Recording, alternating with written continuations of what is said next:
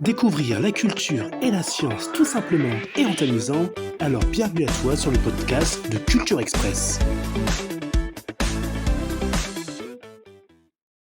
Salut Paul, comment vas-tu ? Salut, bonjour, et toi, comment vas-tu ? Je vais au top. De quoi tu veux nous parler aujourd'hui ? Alors aujourd'hui, je vais vous parler de la Seine. La Seine, célèbre fleuve qui passe à Paris, et je voulais vous raconter une petite anecdote bien sympathique. Et je t'en prie.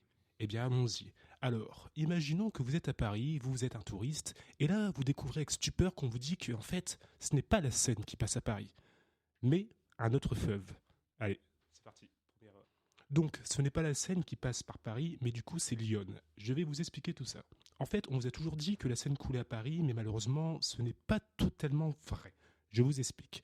En géographie, lorsque deux cours d'eau se rencontrent, c'est généralement celui avec le plus faible débit qui va l'emporter.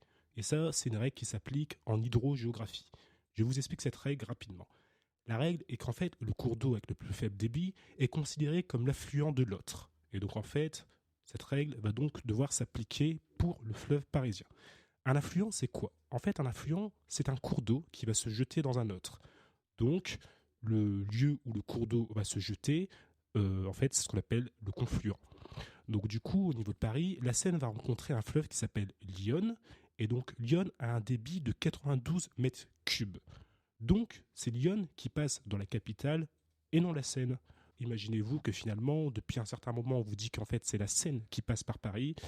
Eh bien, ce n'est pas vraiment totalement vrai puisque c'est l'Yonne. Mais alors du coup, pourquoi on dit que c'est la Seine qui passe par Paris ? L'homme a toujours préféré utiliser la Seine et nommer la Seine car cette source était vénérée autrefois et donc a été baptisée en l'honneur de Sequana, qui est le nom d'une déesse protectrice des sources d'eau. Du coup, son origine tire un petit peu de la mythologie celtique gauloise. Donc du coup, encore aujourd'hui, on qualifierait la Seine du cours d'eau qui passe par Paris, alors qu'en fait, finalement, ça serait plutôt l'Yonne.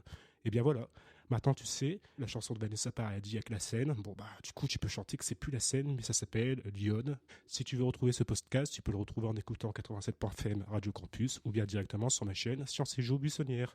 Et bien voilà, à bientôt pour un prochain podcast.